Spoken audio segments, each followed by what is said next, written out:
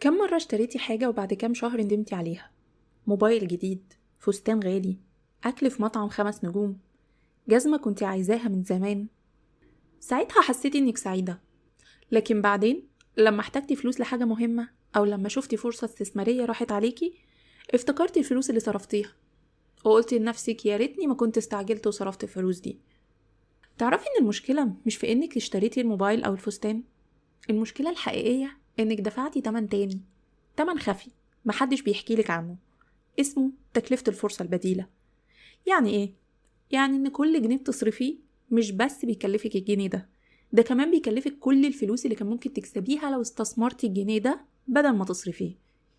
كل قرار مالي بتاخديه بيجيلك بالتمن، مش التمن اللي شايفاها على السعر المكتوب، ده التمن الحقيقي اللي هو كل الفرص التانية اللي ضيعتيها لما اخترتي الاختيار ده. وزي ما الأغنية بتقول، الفرصة شعرها طاير قدامها بيداري علينا جمالها، والعاقل لو يلحقها يتبدل بيه الحال. النهاردة هنتكلم عن التمن الخفي لكل قرار مالي، هنتعلم ازاي نحسب تكلفة الفرصة البديلة وازاي نقدر نلحق الفرصة قبل ما تطير وتضيع. أنا ريهام، وفي بداية حياتي العملية كنت زي أي بنت متحمسة لأول مرتب.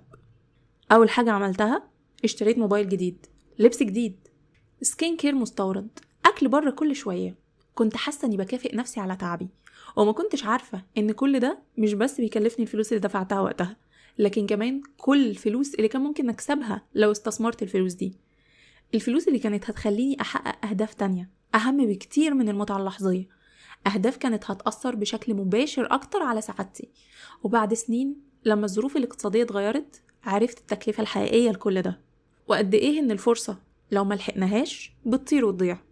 النهاردة هتعرفي ازاي تحسبي التكلفة الحقيقية لكل قرار عشان ما تضيعيش فرصك وتبدأي تاخدي قرارات بتخليكي تقربي من أهدافك مش تبعدي عنها.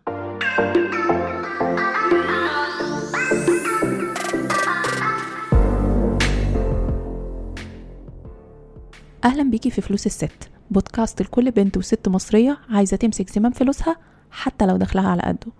هنا هنتكلم عن الميزانية، الادخار، الاستثمار، وازاي توصلي للحرية المالية خطوة بخطوة.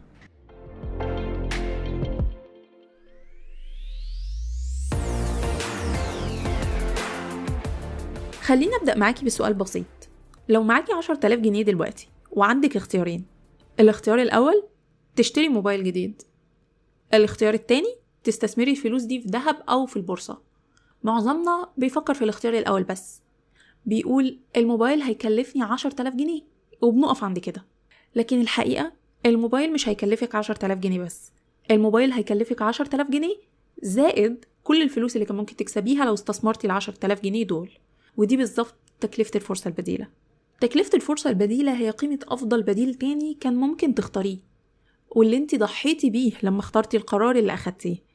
يعني باختصار تكلفة الفرصة البديلة بتساوي أفضل حاجة تانية كنتي ممكن تعمليها بالفلوس دي، ودي حاجة محدش بيفكر فيها لكنها بتفرق معنا جدا على المدى الطويل. تعالي نشوف مثال واقعي. انتي معاكي 20,000 جنيه، عندك 3 اختيارات: تشتري لابتوب جديد، تستثمري الفلوس في شهادة ادخار بعائد 20% سنويا لمدة 5 سنين، أو تستثمري في البورصة بعائد متوقع 15% سنويا لمدة 5 سنين. لو اخترتي انك تشتري اللابتوب التكلفة المباشرة هي 20,000 جنيه، لكن تكلفة الفرصة البديلة لو كنت استثمرتي 20,000 جنيه في شهادة ادخار بعائد 20% لمدة 5 سنين الفلوس كانت هتبقى تقريبا 50,000 جنيه. يعني انتي مش بس دفعتي 20,000 جنيه، انتي ضحيتي ب30,000 جنيه تانيين كنت ممكن تكسبيهم. ودي هي التكلفة الحقيقية، ودي اللي محدش بيحكيلك عنها لما بتشتري حاجة. طيب ليه المفهوم ده مهم؟ لأن كل قرار مالي بتاخديه بيجي بتمن، مش بس الفلوس اللي بتدفعيها دلوقتي، ده كمان كل الفرص اللي بتضيع عليكي. ولما تبدأي تفهمي المفهوم ده قراراتك المالية هتتغير تماما. هتبدأي تسألي نفسك قبل ما تشتري أي حاجة، ايه اللي أنا بضحي بيه عشان أشتري الحاجة دي؟ هل الحاجة دي فعلا تستاهل إني أضيع فرصة تانية عشانها؟ هل في استخدام أفضل للفلوس دي؟ ودي الأسئلة اللي بتفرق بين الست اللي بتصرف فلوسها والست اللي بتستثمر فلوسها. تعالي دلوقتي نشوف أمثلة واقعية من حياتنا كلنا. مثال واحد، الموبايل الجديد. موبايلك شغال كويس لكن في موديل جديد نزل وانت عايزاه، سعره 15,000 جنيه، ده لو ماركة رخيصة بأسعار دلوقتي. التكلفة المباشرة 15,000 جنيه. تكلفة الفرصة البديلة لو استثمرتي 15,000 جنيه بمتوسط عائد 15% سنويا لمدة 10 سنين، الفلوس كانت هتبقى حوالي 60,000 جنيه. يعني الموبايل الجديد اللي انت اشتريتيه كلفك فعليا 60,000 جنيه على المدى الطويل. مثال 2، العربية الجديدة. عايزة تشتري عربية جديدة بمقدم 300,000 جنيه غير الأقساط، رغم إن عربيتك القديمة شغالة. التكلفة المباشرة 300,000 جنيه. تكلفة الفرصة البديلة لو استثمرتي 300,000 جنيه في شهادات ادخار بعائد 20% لمدة 10 سنين، الفلوس كانت هتبقى حوالي 1,800,000 جنيه. يعني العربية الجديدة كلفتك فعليا أكتر من 1,500,000.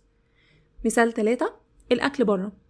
بتاكلي من بره 3 مرات في الأسبوع بمتوسط 300 جنيه في المرة، يعني 900 جنيه في الأسبوع، يعني 3600 جنيه في الشهر. تكلفة الفرصة البديلة لو استثمرتي 3600 جنيه شهريا في صندوق دخل ثابت بعائد 12% سنويا لمدة 10 سنين، الفلوس كانت هتبقى حوالي 800,000 جنيه. يعني الأكل بره كلفك فعليا 3/4 مليون جنيه على مدار 10 سنين. الخلاصة، كل جنيه بتصرفيه بيكلفك أضعاف قيمته على المدى الطويل. زي ما قلتلك في البداية، أنا كمان وقعت في الفخ ده. في بداية حياتي العملية كنت متحمسة جدا لأول مرتب، وعملت كل الحاجات اللي أي بنت بتحلم بيها: موبايل جديد، لبس جديد، سكين كير مستوردة، أكل بره كل شوية، فسح بمناسبة ومن غير مناسبة. كنت حاسة إني بكافئ نفسي على تعبي. كنت بقول لنفسي أنا استاهل، أنا تعبت، ليه ما استمتعش بفلوسي؟ وما كنتش عارفة إن كل قرار من دول بيكلفني أكتر بكتير من الفلوس اللي بدفعها. لحد ما بعد سنين، لما الظروف الاقتصادية اتغيرت والأسعار زادت والدنيا بقت أصعب، بصيت ورايا ولقيت إني ما عنديش حاجة تعكس كل المجهود اللي بذلته والفلوس اللي دخلت لي. كل الفلوس اللي صرفتها راحت. الموبايل الجديد بقى قديم، اللبس قدم وبطلت ألبسه، الأكل والفسح خلصوا وما بقاش منهم حاجة. وساعتها عرفت التكلفة الحقيقية. لو كنت استثمرت نص الفلوس دي بس، كان زماني دلوقتي في وضع مالي أفضل بكتير. كان هيكون عندي احتياطي وأمان وحرية مالية. لكن أنا في البداية اخترت المتعة اللحظية على حساب المستقبل، ودي كانت أغلى غلطة غلطتها في حياتي. لكن الحمد لله اتعلمت. ودلوقتي كل قرار مالي باخده بفكر فيه كويس. بسأل نفسي، لو استثمرت الفلوس دي هتبقى كام بعد 5 سنين، 10 سنين؟ هل الحاجة دي فعلا تستاهل إني أضيع الفرصة دي؟ ولما بقيت أفكر بالطريقة دي، حياتي المالية اتغيرت جدا. دلوقتي هقولك على طريقة بسيطة قوي تحسبي بيها تكلفة الفرصة البديلة. مش محتاجة معادلات معقدة ولا حسابات صعبة، بس محتاجة شوية تفكير وورقة وقلم. الخطوة الأولى، حددي البدائل المتاحة. قبل ما تاخدي أي قرار مالي، اكتبي كل البدائل المتاحة قدامك. مثلا شراء الموبايل الجديد، استثمار الفلوس في شهادة ادخار، استثمار الفلوس في البورصة، ادخار الفلوس لهدف تاني، مثلا شراء شقة أو تعليم الولاد إلى آخره. الخطوة التانية، احسبي قيمة كل بديل على المدى الطويل. لو اخترتي البديل ده هيبقى عندك كام بعد 5 سنين، 10 سنين؟ مثلا لو اشتريتي الموبايل هيكون معاكي موبايل قيمته بقت 0 أو قريب من الصفر بعد 5 سنين. لو استثمرتي في شهادة بعائد 20% هيكون معاكي قد المبلغ الأصلي 2.5 بعد 5 سنين. لو استثمرتي بعائد 15% هيكون معاكي ضعف الفلوس تقريبا بعد 5 سنين. الخطوة الثالثة، اختاري أفضل بديل واحسبي التكلفة. أفضل بديل هو اللي هيديكي أكبر قيمة على المدى الطويل، والفرق بين القرار اللي أخدتيه وأفضل بديل هو ده تكلفة الفرصة البديلة. الخطوة الرابعة، اسألي نفسك السؤال المهم: هل الحاجة اللي أنا هشتريها تستاهل إن أضيع الفرصة دي؟ لو الإجابة أيوة يبقى اشتري براحتك، لو الإجابة لأ يبقى فكري تاني. ودي بالظبط الطريقة اللي بستخدمها دلوقتي في كل قراراتي المالية. من أهم الحاجات اللي اتعلمتها هي إني أفرق بين الضروري واللي مش ضروري. مش كل حاجة عايزينها نبقى محتاجينها فعلا، وكتير من الحاجات اللي بنشتريها بتبقى رغبات لحظية مش احتياجات حقيقية. الاحتياجات الحقيقية هي الأكل والشرب، السكن، المواصلات، العلاج، التعليم.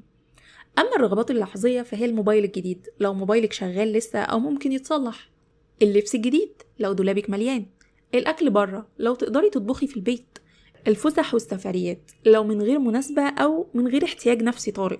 المشكلة إن الرغبات اللحظية بتديكي سعادة مؤقتة وبتروح بسرعة، لكن الاستثمار بيديكي سعادة طويلة المدى وأمان وحرية مالية. وده اللي محتاجين نفهمه كويس. مش معنى كده إنك ما تستمتعيش بفلوسك خالص، لكن معناه إنك توازني بين المتعة اللحظية والاستثمار في المستقبل، توازني بين الرغبات والاحتياجات الحقيقية. وده اللي هيخليكي تعيشي حياة سعيدة ومستقبل آمن. دلوقتي لما تقرري تستثمري بدل ما تصرفي على رغبات لحظية، ايه البدائل المتاحة قدامك في مصر؟ خليني افكرك بالبلاي ليست اللي عملناها قبل كده في الحلقات السابقة، واللي بتشرح كل فرص وطرق الاستثمار. شهادات الادخار آمنة جدا ومناسبة للمبتدئين. البورصة أو الأسهم على المدى الطويل فيها مخاطرة أكتر من الشهادات، لكن العائد ممكن يكون أعلى بكتير. صناديق المؤشرات أو صناديق الاستثمار بتجمع بين الأمان والعائد المجزي، مناسبة لو مش عايزة تتابعي السوق بنفسك. الذهب استثمار آمن للحفاظ على قيمة الفلوس، بيحميكي من التضخم لكن العائد مش مرتفع قوي في أوقات الاستقرار الاقتصادي. العقارات استثمار طويل المدى، بيحتاج رأس مال كبير لكن بيديكي عائد ثابت لو أجرتيه أو ربح كبير لو بعتيه. الخلاصة في بدائل كتير قدامك، ولو رجعتي للحلقات اللي قبل كده هتلاقي تفاصيل أكتر عن كل نوع، وهسيبلك رابط البلاي ليست دي في وصف الحلقة. المهم إنك تبدأي تستثمري بدل ما تصرفي معظم فلوسك على حاجات مش محتاجاها. خليني أقولك على أشهر الأخطاء اللي بنعملها واللي بتكلفنا كتير. الغلطة الأولى، أنا استاهل. دي الجملة اللي بتخلينا نشتري حاجات مش محتاجينها. أنا تعبت، أنا استاهل أكافئ نفسي. مفيش مانع تكافئي نفسك لكن بطريقة ذكية. كافئي نفسك بحاجات مش هتكلفك كتير أو هتديكي قيمة على المدى الطويل. بدل ما تشتري لبس غالي، اشتري كتاب بيطور مهاراتك. بدل ما تاكلي بره كل يوم، اطبخي أكلة حلوة في البيت ووفري الفرق. الغلطة التانية، المقارنة بالناس. صاحبتي اشترت موبايل جديد، لازم اشتري أنا كمان. جارتي لابسة لبس جديد، لازم ألبس أنا كمان. كل واحدة ظروفها المالية مختلفة، ما تقارنيش نفسك بحد وركزي على أهدافك انتي. الغلطة الثالثة، الشراء بالتقسيط أو بالكريدت كارد. دي من أخطر الحاجات لأنها بتخليكي تشتري حاجات مش محتاجاها وكمان بتدفعي فوائد عالية. لو مش قادرة تشتري الحاجة كاش يبقى انتي مش محتاجاها دلوقتي. حوشي الفلوس الأول وبعدين اشتري. ولو اضطريتي تشتري بالتقسيط اتأكدي إنها حاجة ضرورية فعلا مش رغبة لحظية. وهنا بقى نقطة مهمة جدا، الشراء بالكريدت كارد أو بالقروض مش بس بيكلفك فوائد عالية، ده كمان بيدمر الجدارة الائتمانية بتاعتك، وده موضوع مهم جدا هنتكلم عنه بالتفصيل الأسبوع الجاي في حلقة تقييم الجدارة الائتمانية. نصيحة أخيرة، الفرص في الحياة بتيجي وبتروح، لو ملحقتهاش هتطير وتضيع، وكل قرار مالي بتاخديه بيفتح لك باب وبيقفل باب تاني. لما بتشتري حاجة مش محتاجاها انتي بتقفلي باب فرصة استثمارية كانت ممكن تغير حياتك، ولما بتستثمري انتي بتفتحي باب مستقبل أفضل وحياة مليانة أمان وحرية. الشاطرة اللي تعرف تلحق الفرصة قبل ما تطير، الشاطرة اللي تفكر في التكلفة الحقيقية لكل قرار مش بس السعر المكتوب، الشاطرة اللي توازن بين المتعة اللحظية والاستثمار في المستقبل. وده مش معناه انك ما تستمتعيش بحياتك، ده معناه انك تستمتعي بذكاء وتحققي أهدافك في نفس الوقت. صدقيني لما تبدأي تفكري بالطريقة دي قراراتك المالية هتتغير تماما ومستقبلك هيتغير معاها. تحدي الأسبوع ده عملي جدا وهيساعدك تفهمي تكلفة الفرصة البديلة في حياتك الشخصية. التحدي هو انك تقيمي الفرصة البديلة لكل حاجة بتشتريها خلال الأسبوع ده، ودي الخطوات. الخطوة الأولى، جيبي ورقة وقلم أو افتحي نوتس في موبايلك. الخطوة التانية، كل مرة هتشتري حاجة خلال الأسبوع ده اكتبي اسم الحاجة اللي هتشتريها، سعرها، هل هي ضرورية؟ أو لأ. لو استثمرتي الفلوس دي بعائد 20% سنويا لمدة 5 سنين هتبقى كام؟ استخدمي الحسبة البسيطة دي، اضربي المبلغ في 2.5 هيساوي القيمة المتوقعة. يعني مثلا لو الحاجة سعرها 100 جنيه بعد 5 سنين كانت هتبقى 250 جنيه. الخطوة الثالثة، في نهاية الأسبوع اجمعي كل المبالغ اللي صرفتيها على حاجات مش ضرورية. الخطوة الرابعة، احسبي لو كنتي استثمرتي المبلغ ده بدل ما تصرفيه كان هيبقى كام بعد 5 سنين. الخطوة الخامسة، اسألي نفسك هل المتعة اللي أخدتها من الحاجات دي تستاهل الفرصة اللي ضيعتها؟ وإيه القرار المختلف اللي ممكن أخده الأسبوع الجاي؟ مثلا يوم السبت اشتريت جزمة جديدة ب 800 جنيه مش ضرورية، لو استثمرتي 800 جنيه لمدة 5 سنين هيبقوا 2000 جنيه. يوم الحد طلبت أكل برا ب 400 جنيه مش ضروري، لو استثمرتيهم هيبقوا 1000 جنيه بعد 5 سنين. يوم الاثنين اشتريت سكين كير مستوردة ب 1200 جنيه مش ضروري، كان ممكن اشتري بدائل أرخص من الصيدلية، لو استثمرتيهم كانوا هيبقوا 3000 جنيه بعد 5 سنين. الإجمالي 2400 جنيه في أسبوع واحد، لو استثمرتيهم كانوا هيبقوا 6000 جنيه بعد 5 سنين. ولو قررتي حاجة شبه كده كل أسبوع لمدة سنة هتصرفي حوالي 125 ألف جنيه، لو استثمرتيهم كانوا هيبقوا أكتر من 300 ألف جنيه بعد 5 سنين. شايف الفرق؟ ده اللي بنسميه تكلفة الفرصة البديلة. ابعتيلي تجربتك على فلوسالست@gmail.com وهتلاقي الإيميل في وصف الحلقة. عايزة أعرف منك صرفتي كام على حاجات مش ضرورية خلال الأسبوع. لو كنت استثمرتي الفلوس دي كانت هتبقى كام؟ وهل هتغيري قراراتك الأسبوع الجاي؟ التحدي ده هيفتح عينك على حاجات كتير قوي، وهيخليكي تبدأي تفكري بطريقة مختلفة. جربيه وما تستسهليهوش. لو الحلقة دي فتحت عينيكي على حاجة جديدة، لو فكرتك بفلوس كنت ممكن توفريها أو تستثمريها، لو حسيتي إنها هتساعد حد تاني يفهم قيمة فلوسه، شاركي الحلقة، خاصة مع البنات والستات اللي بيصرفوا كتير على حاجات مش محتاجينها، أو اللي عايزين يبدأوا يستثمروا بس مش عارفين يبدأوا منين. وما تنسيش تسيبيلي تقييم على التطبيق اللي بتسمعي منه البودكاست عشان الحلقات توصل لناس أكتر وناس أكتر تستفيد. ولو عندك أي سؤال أو موضوع عايزة نتكلم عنه في حلقة جاية، ابعتيلي على فلوسالست@gmail.com. أنا بقرأ كل الرسائل وبرد عليها كلها، وعامله لكم مفاجأة في رمضان إن شاء الله، بس هحتاج أجمع أسئلتكم كلها قبل ما أقولكم عليها. اللي عايزة أوصله النهاردة إن كل جنيه بتصرفيه بيجي بتمن، مش بس الفلوس اللي بتدفعيها دلوقتي، ده كمان كل الفرص اللي بتضيعيها. الفرصة شعرها طاير قدامها، لو ملحقتهاش هتطير وتضيع. والعقلة اللي تلحقها قبل ما تضيع، العقلة اللي تفكر في التكلفة الحقيقية لكل قرار، العقلة اللي توازن بين المتعة اللحظية والاستثمار في المستقبل. وده مش معناه انك تحرمي نفسك من كل حاجة، ده معناه انك تفكري بذكاء وتاخدي قرارات بتقربك من أهدافك مش بتبعدك عنها. الأسبوع الجاي معادنا مع موضوع مهم جدا، تقييم الجدارة الائتمانية. هنتكلم عن ايه هي الجدارة الائتمانية، ازاي البنوك بتقيمك، ازاي الشراء بالكريدت كارد والقروض ممكن يدمر سجلك الائتماني، وازاي ده ممكن يمنعك من شراء عقار او اخذ قرض في المستقبل، وازاي تحسني جدارتك الائتمانية عشان تفتحي ابواب اكتر قدامك. موضوع محدش بيتكلم عنه كتير، لكنه بيأثر على حياتنا المالية بشكل كبير جدا. فاستنيني الاسبوع الجاي وهاتي قهوتك وتعالي نكمل كلام الستات عن الفلوس.